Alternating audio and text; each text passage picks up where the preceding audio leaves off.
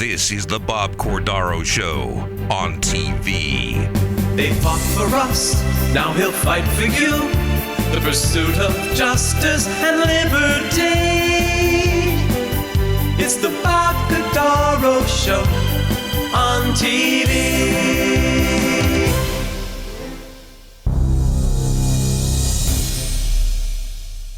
Congressman Dan Muser has made his mark in Washington, D.C. and Pennsylvania as a member of the Financial Services and Small Business Committees, with offices to serve you in Tunkhannock, Bloomsbury, Hamburg, Dallas, Lebanon, Berwick, and Pottsville.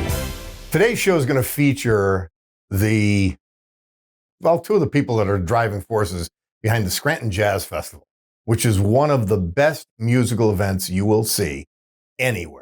Guaranteed in the 32 counties I'm talking to right now. Just an amazing event. And we look forward to talking to these guys about what they do, what you're going to get to see. We'll be back with them.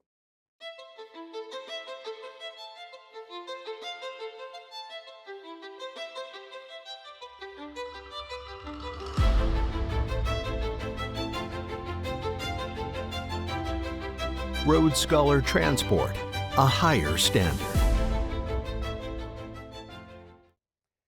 So we have our guests with us, and you guys are the Scranton Jazz Festival.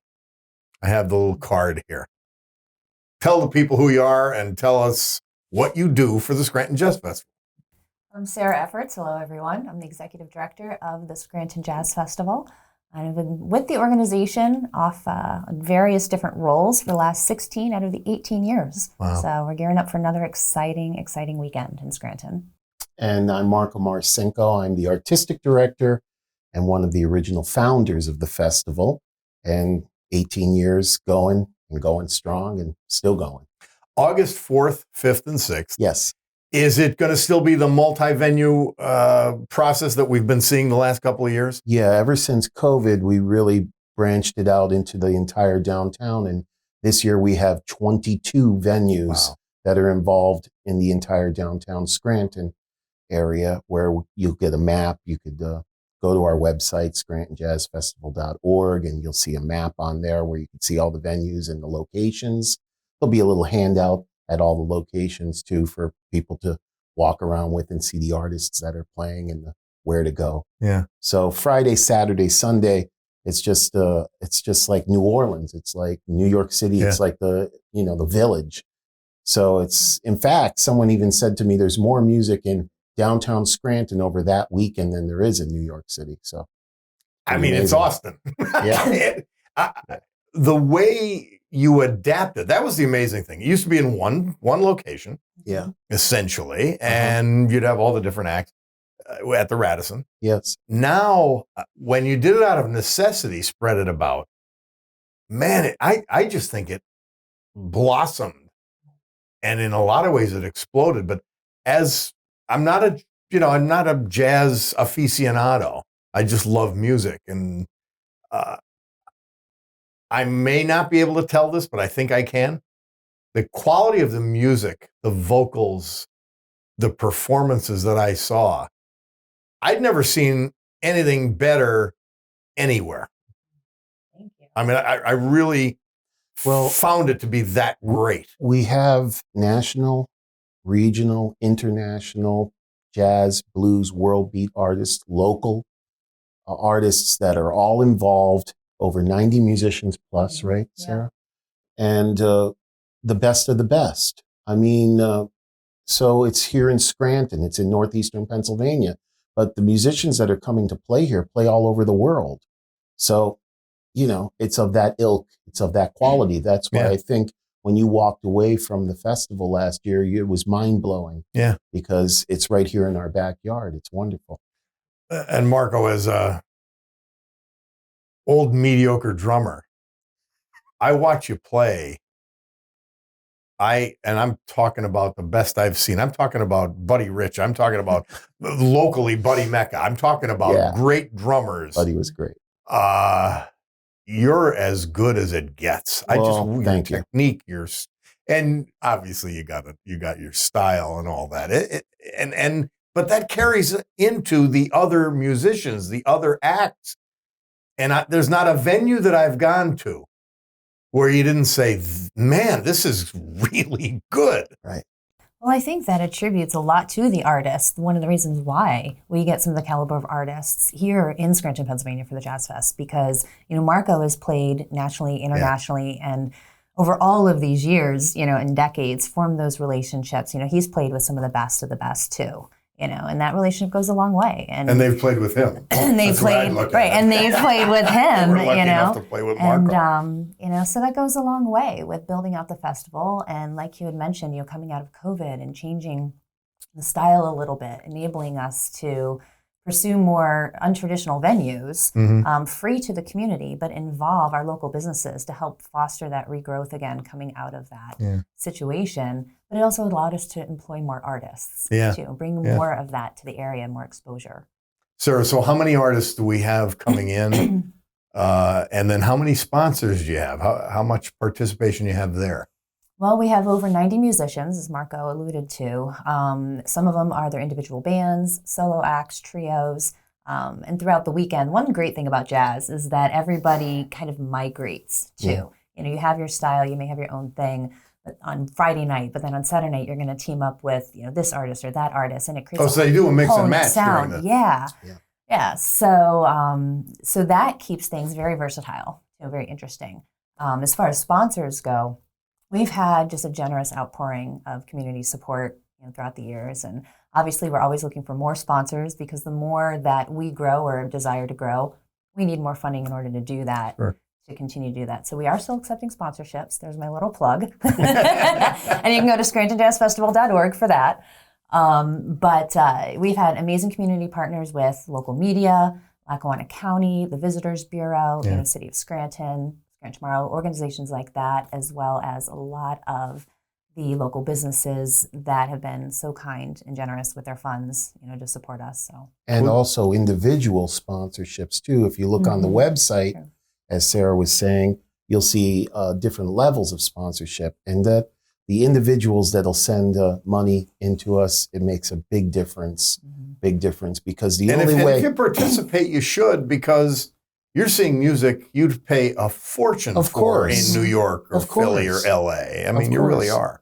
On Friday night, we offer it free to the entire public to come and experience the festival. We'll have a ticketed event on Saturday. We'll have a ticketed event on Sunday with national, international artists and so on. But on Friday night, you could go around the whole downtown for free and experience this festival. And it's just, it's amazing. Give us an idea of some of the venues that they're focused around Courthouse Square. You don't have to walk a ton of blocks it's all walkable. Or even drive. But give us some of the venues that they'll be performing. So we've got the Ritz, we've got the Hilton and the Radisson. We've got Edetzo Coffee Shop, Commonwealth Coffee House. We have a couple of restaurants with AV Restaurant, Bartari, Catch 21. Fidelity Bank is one of our unique locations as well in their lobby. In the old or the new? The one the new one's not ready yet. The one on North Washington. Near City Hall. In the lobby there. Because it's going to be a heck of a venue when they get that built. Yes, it's going to be amazing. And a couple of fan favorites of the Scranton Cultural Center, the Bog. We've got the Rail Yard, and so it's really from all ends. From Penn Avenue up to Jefferson, Lackawanna to Mulberry. We have Lackawanna College involved. We have Voodoo. We have Voodoo Brew Pub, which is, a little off the beaten path. But in Southside. But it's such an awesome place. And Kelly's doing so many wonderful things there, and the staff and what have you, they're going to be involved as well. On our Jazz Walk. But I do want to say that we have the Ritz Theater for one of our headlining acts. We have Lackawanna College. For one of our big theater. The big theater for the People's Security Bank Theater. And that headlining act this year on Saturday, August 5th, is the great vocal group Take Six. Now, Take Six is 10-time Grammy Award winning, amazing a cappella group. They're also in the Gospel Music Hall of Fame. They're multi award winning. And before, there were all the groups that did beatboxing and groups like the Pentatonics and what have you. this was the group that set the stage for all of that. They just took the scene late 80s, early 90s and blew everything up. So we're really fortunate to have them come to Scranton. They've never performed in Scranton before, so it's going to be a big deal. How did all this start? I mean, it's 18 years now. Is this the 18th year? Yes. How did it start? Well, This is not a light undertaking. I mean, she was still in high school. Oh, please. It started as we used to have a summer music festival that Mayor Connors was behind. Yeah. And it was at Naog Park. if you let him sing, he did it. Well, of course, no one could do Johnny B. Good better than Jimmy Connors. That's right. But Mayor Connors was, he, as you know, is a big advocate of the arts. And so we had this Naog Park showmobile type of festival. There were rides there, there were food vendors and whatever, and it was called the Summer Music Festival. And that went on for many, many years. And then when the next administration took over, they didn't do the festival for 1 year. And people were like, what happened to it? We got to bring this back or whatever. So Chris Doherty, when he was mayor, we had a meeting with him and said, let's do some sort of festival. And I was one of the people at the table to say, I think we should really push for a jazz festival. So it started in Naog Park, and it started in Hanlon's Grove when there used to be a tent there. And we did the first couple of jazz festivals at Naog Park in Hanlon's Grove. Then the tent got destroyed in a winter storm. Therefore, we moved to the Radisson. Sarah became more involved, and the rest is history. Because I was out of high school, right? Yeah, you Right. just got out of high school. So she got her permit. She got she got driving. So precocious. Yes. Yeah. When she got her driver's license. But that's a little taste of the history. Yeah. That's a little taste of the history. But now, in more recent, since COVID, like we had that 1 year off because of COVID, the festival's taken on a whole new sort of shape. And it's just growing bigger and bigger. And now here we have 2 major theaters involved with all the smaller venues, people moving around, coalescing, doing this sort of thing. And it's just growing. It's going to grow from there. Yeah. August 4th, 5th, 6th. What time do the shows start on each of the days, Friday, Saturday, Sunday? And what time do they conclude? Well, it starts as early as 6 o'clock. It's with First Friday going on because it is a First Friday. You'll have It coincides. So it'll start 6 o'clock, and there'll be a certain amount of venues that might. What a great First Friday that's going to be. Oh, it's The biggest of the year. Yeah, it's an amped up First Friday. We have 6 to 8 o'clock as one sort of time frame for some of the venues, and then 8 to 10 o'clock, then 10 to midnight. We try to get people to stay out to about 12:30, 1 o'clock. Mm-hmm. It's been very hard since COVID They're not used to it. to get the city to stay open that late. Yeah. And this festival, we noticed last year, was amazing that at midnight, there were people walking all through the streets still. It was really an awesome feeling because, the music in its inception is a late night, social gathering club sort of thing, and My we wanna first harken jazz back to club that. was Kingston Mines in Chicago. There you go. There you And go. I don't know. I think we got there at 2:30 in the morning. Sure. Sure. When you leave, you come outside, it's daylight. Right? Yeah. Well, I was used to that too. Right. That's actually an interesting point. It's a nighttime event. Yeah. Yeah, It I is. like that. It is. We have a little something going on Saturday afternoon with our students because we have an educational component to the festival with the Tell me PA about that. Jazz Institute. We train students that want to be a part of the jazz, know more about improvisation and jazz, and just know how to be a better musician. We work with them the last week of July, and we work on music and skills with them, and then they perform at the festival, and they'll perform Friday night at Commonwealth Coffee between 6 and 8 o'clock. And then on Saturday, later afternoon, I think it'll be 4 to 5 o'clock at the mall marketplace at Steamtown. I think it's fair to say that jazz, Marko, is the one distinctly American music genre. Well, most definitely. Most definitely. But what is it? That's a hard thing to define. What's jazz? Okay, well, what makes it jazz? Being that your show does so many things that speaks to politics, sometimes I'll speak in that idiom. Yeah, not this show. We don't. Well, Radio, I kill them. But I'll say that I'm a good boy here. jazz musicians on the stage is true democracy. Why do I say that? Because there's constant negotiation happening right in front of one another. Yeah. And everyone is negotiating a chord, a rhythm, a certain note, a feeling, a way to get to that feeling. And it's instantaneous because we all train in these skill sets. So if you want to witness pure democracy in its truest form, watch a bunch of jazz musicians play with one another. You know, not everyone's just locked into their own sort of thing. Everyone's listening all the time and trying to play off of what someone else says musically. And if we did that more as a society, society would be different. There's some lessons. Yeah. All right, but musically, what defines it? If anything, maybe nothing does. I don't know. Are you asking why jazz is jazz? Yeah, what defines it as jazz? Well, when jazz I'm is listening to a piece of music, and it could be bluesy, it could be whatever. When do I know that it's jazz? What is there anything simple to let me know? Oh, I'm listening to jazz here. The feeling could lend itself to jazz. The feeling that the musicians are having, the interpretation of that particular song. Like Postmodern Jukebox, they're a group that takes popular songs, Lady Gaga, Katy Perry, Taylor Swift, and they'll turn it into a jazz idiom. How do they do that? They change the feel a little bit. They might make it swing instead of rock out. You know, they change the character. It's still the same chord changes, but it's your interpretation. You know, it's like you go to a wedding, you're going to dress a certain way. Yeah. You're going to the barbecue, you're going to dress a certain way, you know? So it's the way, you know, you sort of put things together. Yeah. I get a kick out of what Sarah had said, how the musicians will, you know, play with different groups and different people.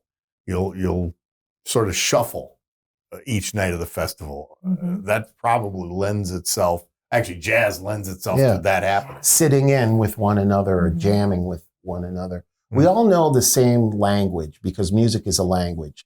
So we all know the idiom and we all know the same language. So it's easy to get with other jazz musicians. You don't have to speak the English language to communicate with another musician. You could just get your instrument out and you could say something as simple as the blues. Yeah. And they'll know exactly what to do. And I've done that many times in Japan, in Russia, in various places that I've traveled where I play with local musicians there. And it's like, well, what are we going to play? Someone just calls a tune. They're like, oh, okay. And we just play. Yeah. Musical hopscotch. Yeah. In so many ways. In so many ways. It has to be difficult on the business side, putting all this together. There are a ton of moving parts.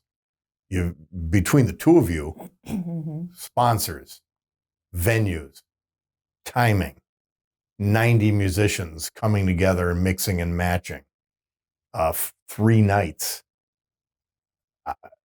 Has it been difficult, or has it become a process that you're so used to that it flows? I mean, I find that hard to believe, actually. Actually, to be honest, it's a little bit of both. Yeah. You know, the festival itself, as it's been said, it's our 18th year, and there is a certain formula, you know, that we plug into. We know all the elements that need to be there. You know, we know what our starting base is and the outreach that we need to do. But between Marko and I and the committee of volunteers too that we have, like we all kind of have our roles and we pull it all together. Yeah. Will you mention? The most challenging is, you know, that we're starting from scratch every year, you know, is the funding. So on the business side of things, that is the greatest challenge because the artists, you know, they're in it, a lot of them, like, they're in it for life. As long as we're having the festival, they're in, you know, and the hardest part I think Marko has is just getting the schedule worked out and getting the final commitment from the headliner, you know, but as far as musically and what's coming to town and what we're plugging in, that's the formula. Yeah. But it's the grant writing, you know, the submissions, the follow-ups, getting to the sponsors, you know, getting all of the advertising media on board and collateral.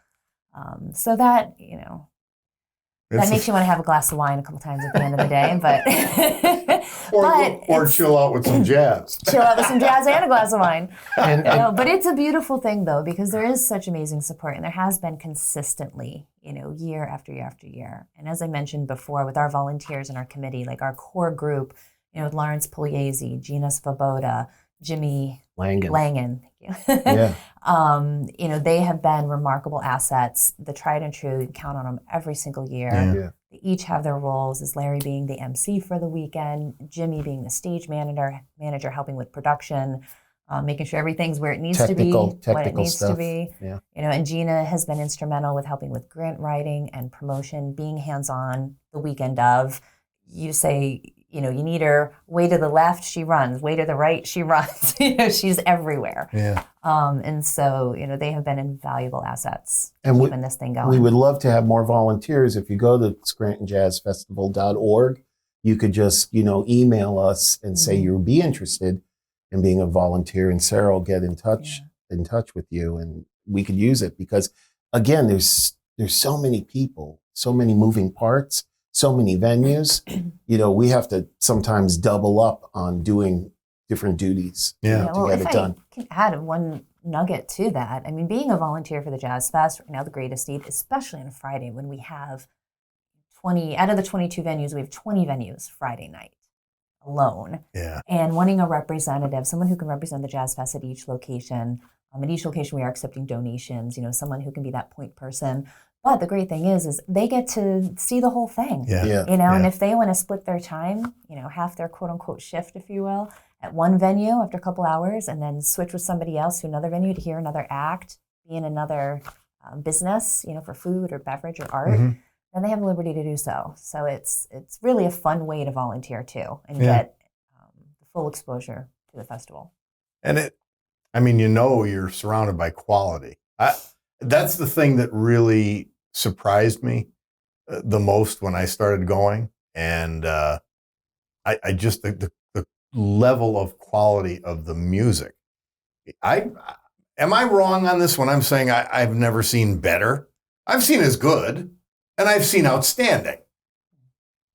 I've never heard better, or just, I don't know, it just takes you away. It does. And I'm not a jazz guy. I don't go to jazz places all the time. You go to New Orleans, you're going to hear some amazing, great stuff. You go to New York City, you're going to hear some amazing, great stuff. You go to Los Angeles or Paris, France, you're going to hear some amazing, great stuff. Well, get ready for this. In Scranton. You come to Scranton, Pennsylvania on August 4, 5, and 6.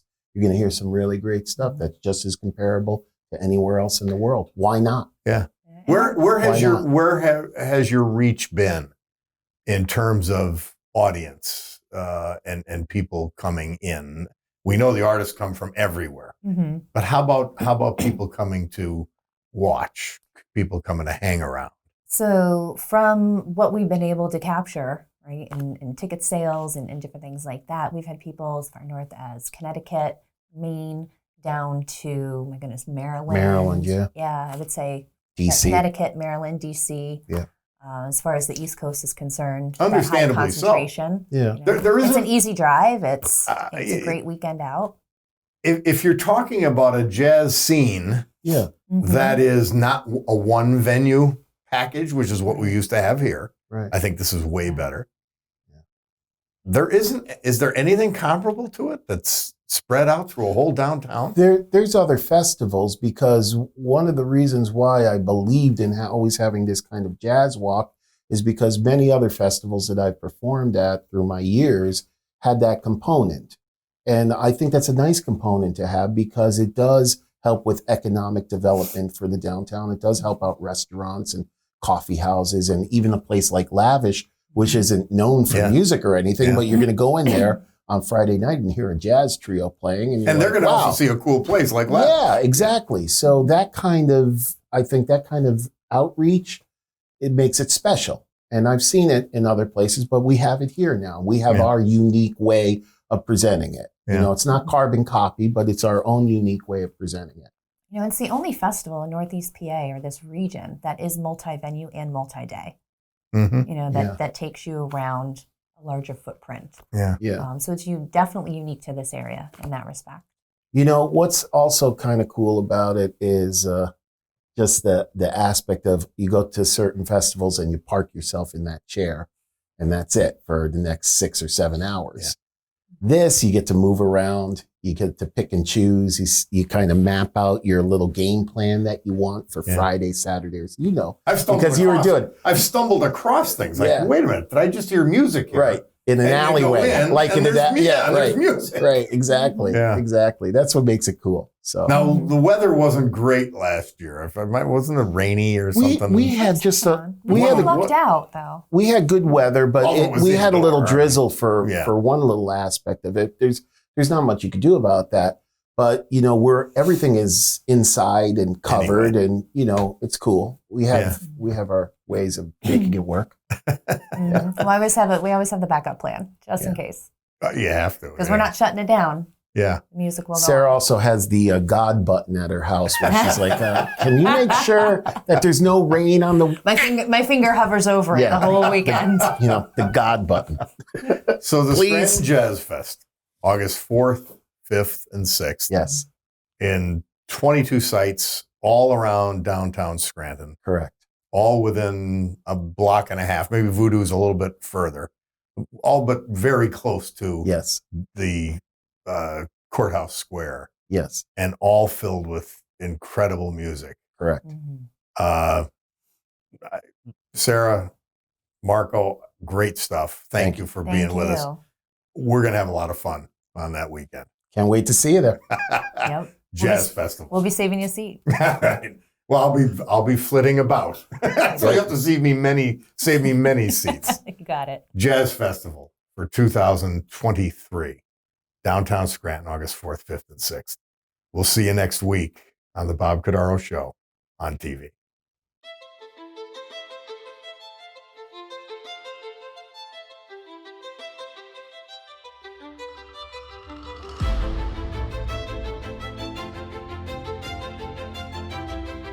Road Scholar Transport, a higher standard. Congressman Dan Muser has made his mark in Washington, D.C. and Pennsylvania as a member of the Financial Services and Small Business Committees, with offices to serve you in Tunkhannock, Bloomsbury, Hamburg, Dallas, Lebanon, Berwick, and Pottsville. And it was a different way to join the Marines. Well, it wasn't a join. It was, I might call it chosen. I was drafted in 1951, April. I passed my physical, and I went home, and I was waiting to get called active duty. I wasn't called till November 1st that year. So I reported to Wilkes-Barre and got in a room with about 66 other boys, young boys. And we're sitting there waiting to go on the train, and this big 7-foot Marine came in and he said, I want 6 volunteers for the Marine Corps this month. Let me show of hands. Thanks for being part of the program. You've got an appointment every Sunday morning at 11:30 right here on WNEP TV, The Bob Cordaro Show on TV. Justice and liberty.